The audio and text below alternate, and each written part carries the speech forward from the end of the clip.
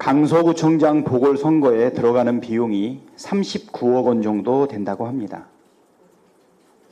그 원인을 제공한 김태우 전 검찰 수사관은 쓰지 않아도 될 세금 39억 원을 쓰게 만든 것도 모자라 다시 출마하겠다고 합니다. 보궐선거 원인을 제공한 자가 다시 또 출마하는 듣도 보도 못한 회개한 상황입니다. 주권자인 국민을 개돼지처럼 무시하는 것이 아니라면 있을 수 없는 일입니다.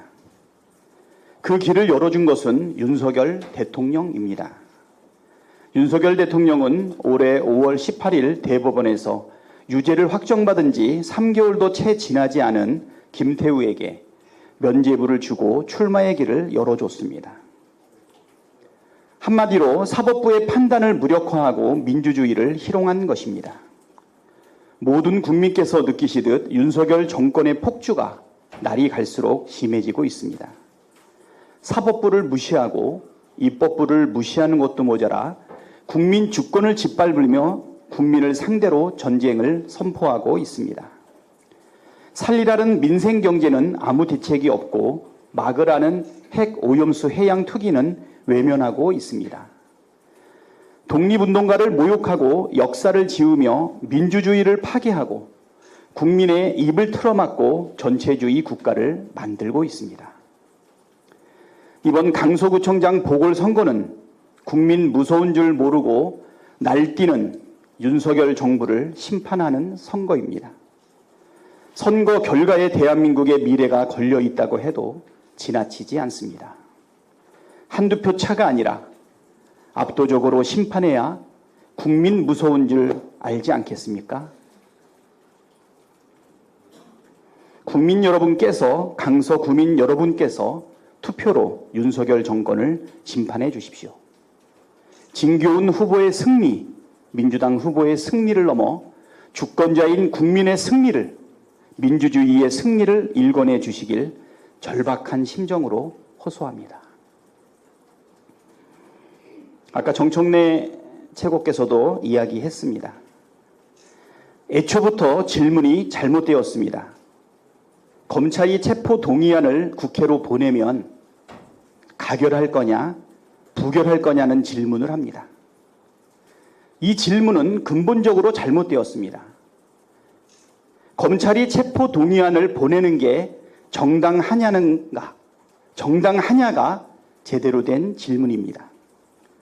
우리나라 형소법은 불구속 수사를 원칙으로 합니다. 구속 수사는 헌법에 따른 기본권 제한에 대한 과잉 금지의 원칙에 따라 필요 최소한의 범위에 그쳐야 합니다. 구속을 하려면 구속 사유가 명확해야 합니다. 피고인이 죄를 범하였다고 의심할 만한 상당한 이유가 있고 일정한 주거가 없고 증거를 인멸할 염려가 있거나 도주 우려가 있을 때 구속하는 것입니다. 그렇다면 이재명 대표를 구속할 사유가 존재하는지 따져봐야 합니다. 첫째, 범죄를 의심할 만한 상당한 사유가 있는가? 없습니다. 쌍방울이 방북 비용을 대납했다고 검찰은 주장하지만 이를 뒷받침할 물증이 없고 구속 기소된 김성태의 진술만 존재합니다. 김성태의 진술의 신빙성이 없을 뿐 아니라 심지어 김성태 공소장, 이화영 공소장, 검찰이 확보했다는 북한이 발급한 영수증, 김성태와 이화영의 대질 신문에서 나온 돈을 준 시점, 돈을 주게 된 과정, 돈을 받은 사람, 돈을 준 장소가 다 다릅니다. 둘째, 일정한 주거가 없는가? 이재명 대표는 일정한 주거가 있습니다. 셋째, 증거인멸 가능성이 있는가? 없습니다. 검찰이 지금껏 압수수색한 것만 해도 400건 가까이 되는데 증거가 있다면 모두 검찰 손에 있어야 정상입니다. 검찰은 스스로 증거가 충분히 있다고 하면서도 증거인멸을 걱정하는 건 모순입니다. 또한 핵심 피의자들은 모두 구속 수감되어 있습니다. 한마디로 증거인멸이 불가능합니다. 넷째, 도주할 우려가 있는가? 없습니다. 우리나라 국민이 다 얼굴과 이름을 알아보는 제1야당 대표가 어디로 가겠습니까? 살펴본 것처럼 이재명 대표를 구속해야 할 사유가 전혀 없습니다. 그럼에도 불구하고 검찰이 굳이 기소하겠다면 불구속 기소를 하면 됩니다.